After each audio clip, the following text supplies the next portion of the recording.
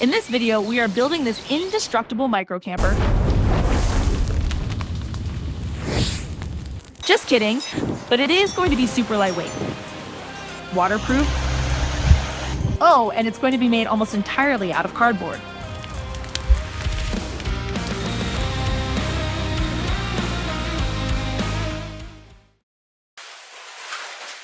To start building our camper, we are first going to need some large cardboard sheets that do not have any bends or creases. A box from a new fridge or stove will work great. We are going to break our sheets down and remove any splinters, so we are left with straight edges. After that, we are going to design the shape of our camper and cut it out with a utility knife. We are keeping our design simple, but we are working with cardboard, so feel free to get creative. We will repeat this step so you have two identical pieces. These will be used for the sidewalls of the camper. To add some strength to our walls, as well as making them waterproof, we are going to be using a technique called poor man's fiberglass. For this, you will first need some type of cotton cloth. We are using an old bed sheet. We are going to cut our bed sheet to the rough size of the panel so that it is easier to work with. Make sure to remove any elastic bands or rips. We want a clean, straight piece of fabric. After that, we are going to teach the boys how to iron. You can skip this step, but it is easier to work with if the sheet is wrinkle-free.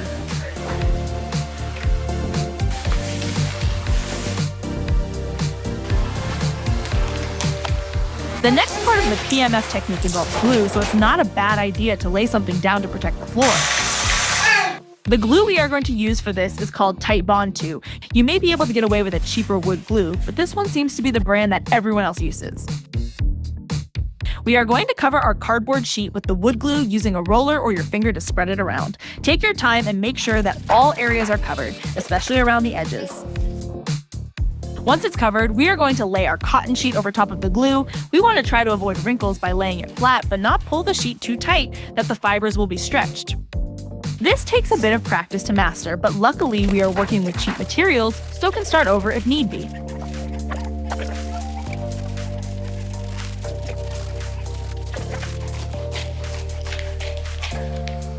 And repeat this step to do the other side panel.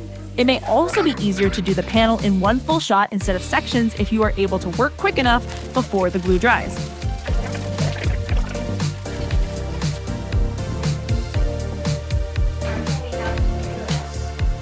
Once the glue dries, we are going to flip the panel over and trim away the excess cloth. We are going to leave about ½ an inch so that we can fold it over and glue onto the back side so we do not have any loose edges. While we have our walls sitting here, we are going to give the inside a coat of white interior paint. This can be done later, but it's going to be a fairly small space, so it will be easier to do before the trailer is assembled.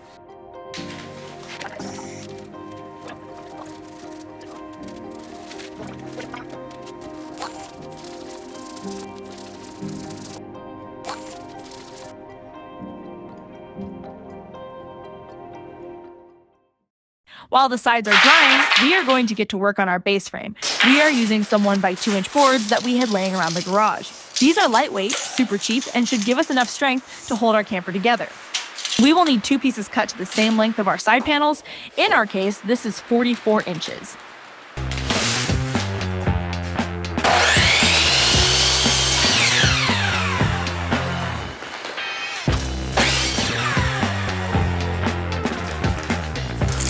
We will also need 6 more cut at 24 inches to be used for our cross members.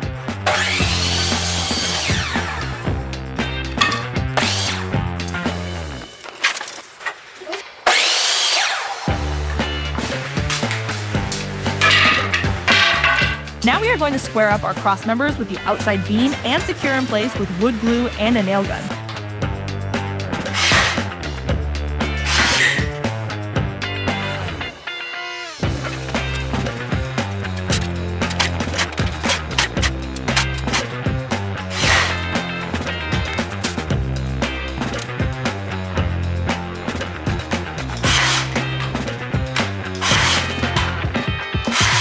And since our nail gun decided to stop firing, we are going to switch to screws and hope we don't split the boards.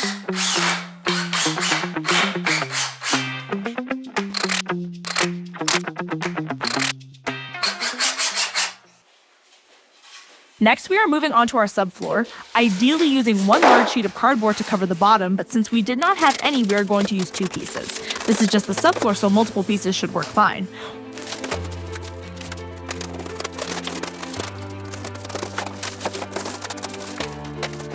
Once our cardboard is cut to the outline of the frame, we are going to use PMF to add some strength.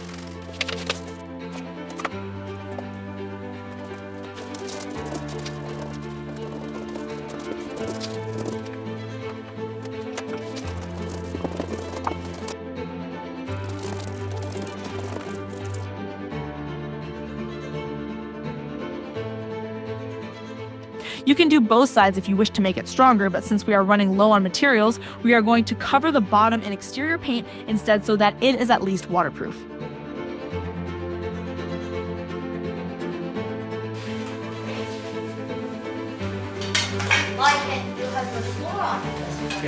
Before we start assembling, we are going to add a support to the front and back. For the front, we are going to cut 2 boards at 12 inches or right before the trailer starts to curve.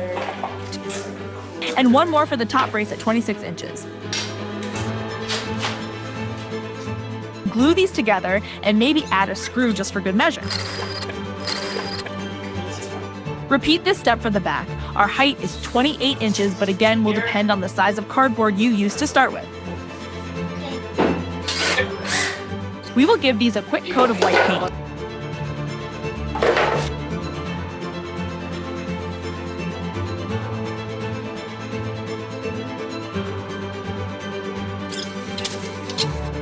Before we install our subfloor, we are going to notch out the corners so our supports can be secured directly to the frame.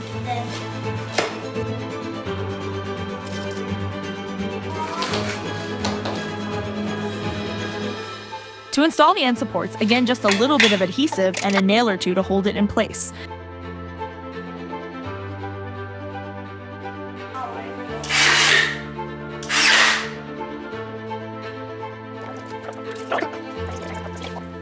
This is Hop. Hi!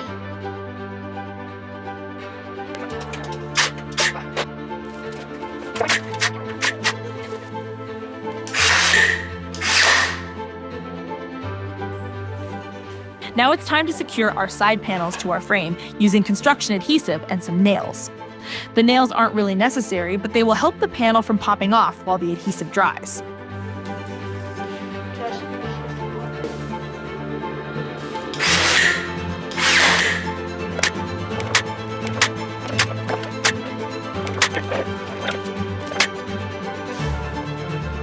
Before we put our second panel on, we are going to trace the outline of our subfloor, just in case we need it to size our main floor. We can now secure the subfloor down to the frame.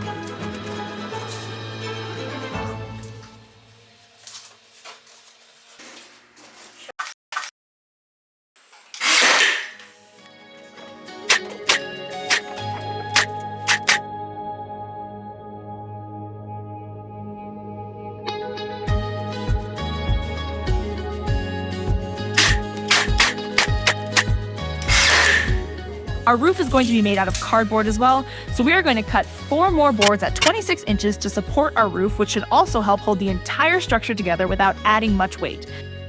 We are going to place 1 at the top of the bend of the roof and the other 3 evenly across the top.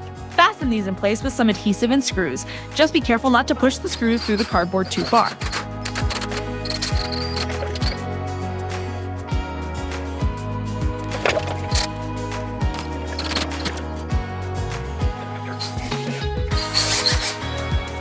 For our back wall and door, we are going to be using this double-walled cardboard sheet that was found inside of a fridge box. I wouldn't recommend using this type of cardboard, and you will see why later, but it seemed like a good idea at the time since it's stronger to start with. We weren't really sure what we were going to do for a door, so this part was a bit of a guess. But first we measured and cut out the rough size that we wanted the door to be.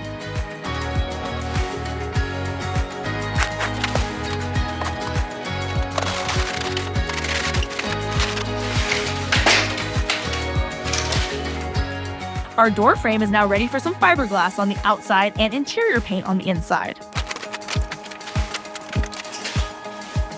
In here, yeah. Good.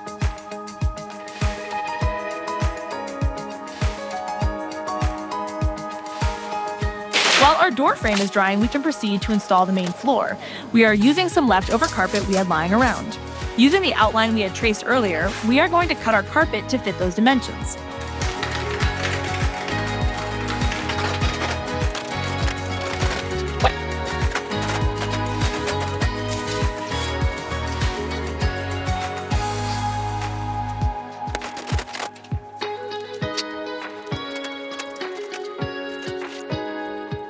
Our outline didn't account for the rear door and frame, so we are going to cut a bit more off the end so the carpet will not be exposed to the outside. Way too much. To secure our carpet down in place, we are using a few dabs of adhesive and apparently some nails because Junior here loves using the nail gun.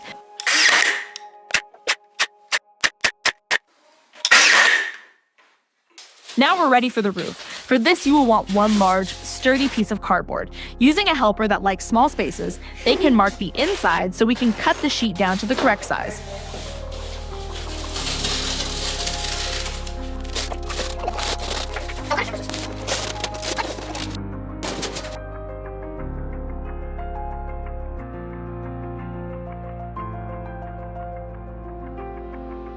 Before installing the roof, we are going to paint it, again just so we don't have to work in a small area upside down.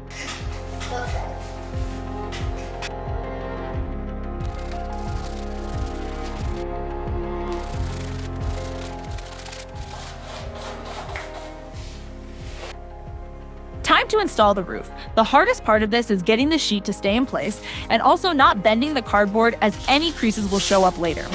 A staple gun would work great, but since we only have a nail gun, we are going to try to angle the nails so they hold the roof in place while the adhesive dries.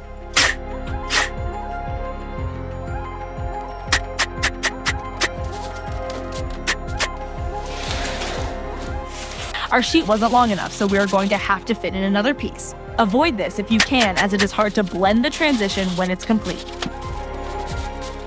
Someone also messed up the rear support measurements, so we are going to use some cutoffs to bridge the height difference. After those mistakes are fixed, we can add our last panel and our roof is complete.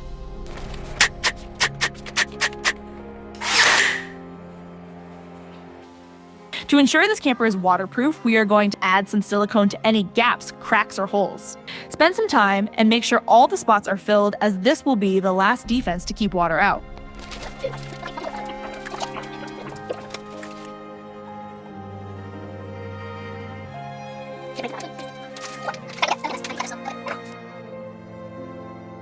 Three, two, one, go. Break time. Y wanted to see a ball being thrown at a camera, so here you go. Now it's time to fiberglass the top. Same technique as before, just try to keep your cloth straight as it gets a bit tricky once the board curves down around the front. You could fiberglass the entire camper at the same time, but since we are working with cardboard, we weren't overly confident if the walls would hold together to this point.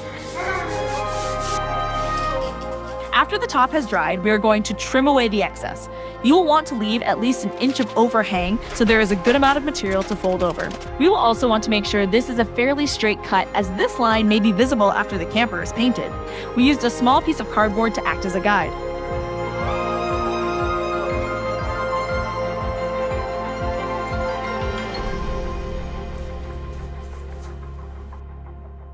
This next part is optional, but we are going to add some LED strip lights to run around the frame to give a sweet underglow effect that will make Vin Diesel proud.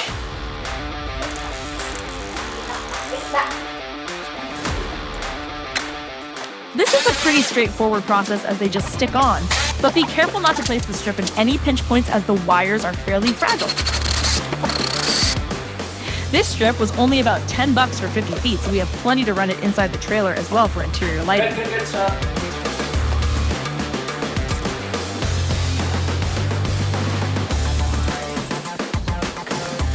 Carpet apparently will block the signal, so keep in mind that you will want your receiver to be somewhere visible from the inside.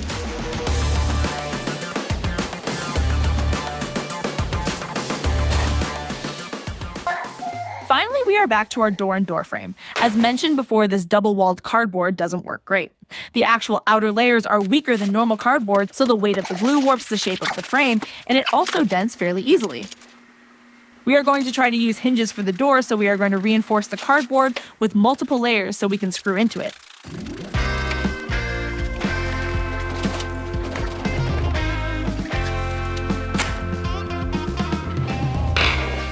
Before installing the door frame, we are going to cut a few blocks so we have something to secure the frame to.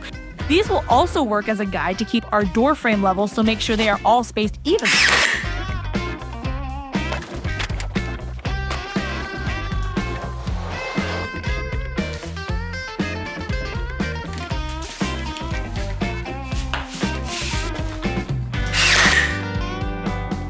You can see the board bend and the creases it creates even after the fiberglass, so again, avoid double-walled cardboard. Using a couple pieces of cloth, we can fiberglass the remaining corners to tie this camper together. This video was way longer than I thought it was going to be, so if you are still watching, that's pretty neat. We are now ready to move on to the next step. Using exterior paint, we are going to paint the entire outside. You must use exterior paint as this is what will make the fiberglass waterproof.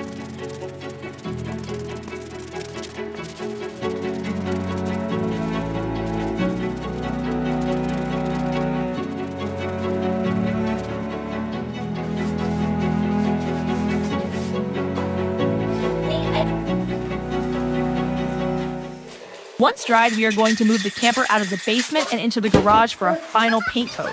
The color we are using is candy apple red.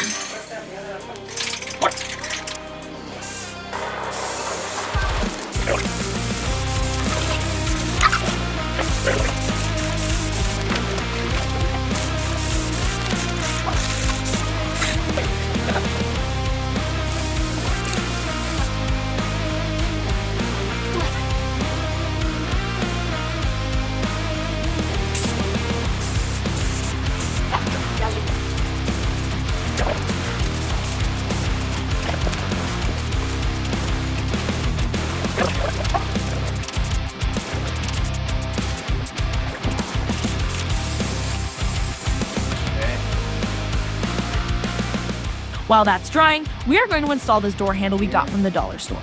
I don't think this double-walled cardboard is strong enough for a screw, so we are going to use adhesive to secure the handle.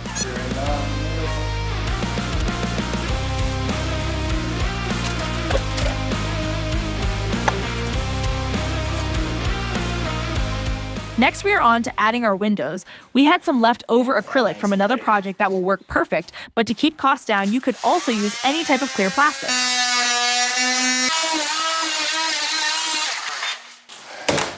Thread in there.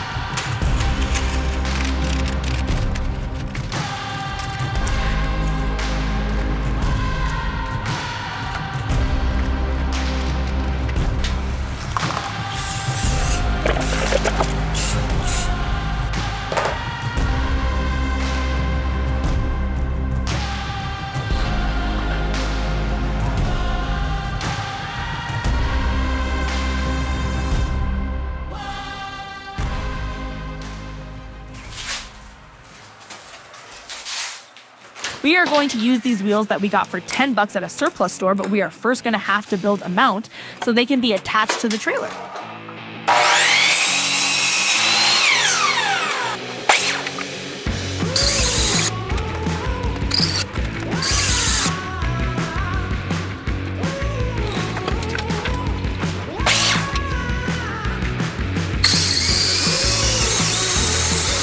We aren't exactly sure what we are doing here, and I'm sure there is likely an easier way to do this, but it works, so hey.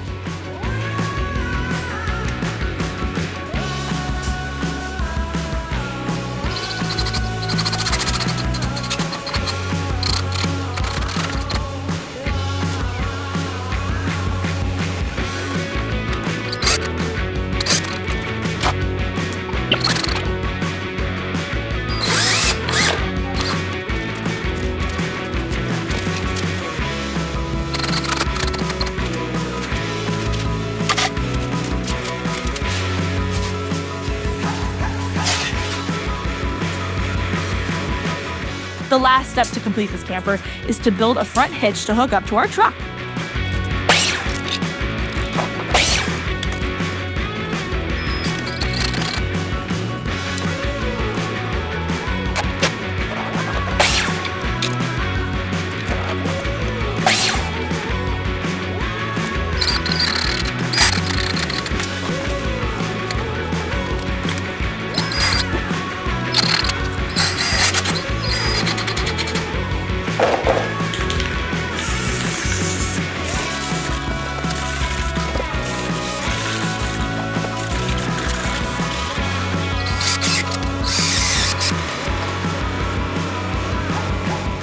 Securing this to our camper is a bit of a challenge as we only have 2 small contact points on the frame to screw into.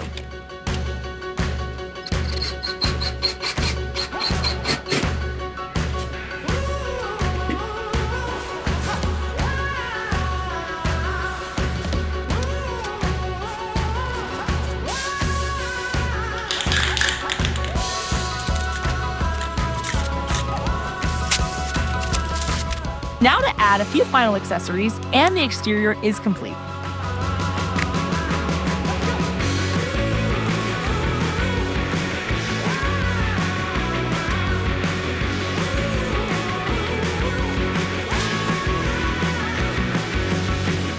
And because there had to be a setback somewhere, we found out the lights stopped working.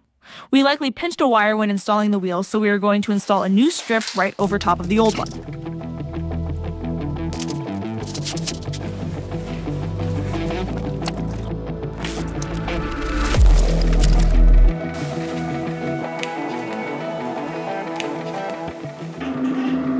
Now it's time to hook up and hit the road.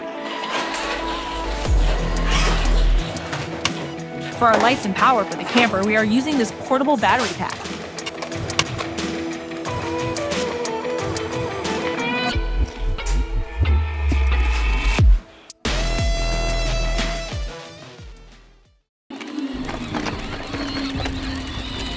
In total, this micro camper only costs about $60 to make, and I'm sure it could be done cheaper with a bit of searching.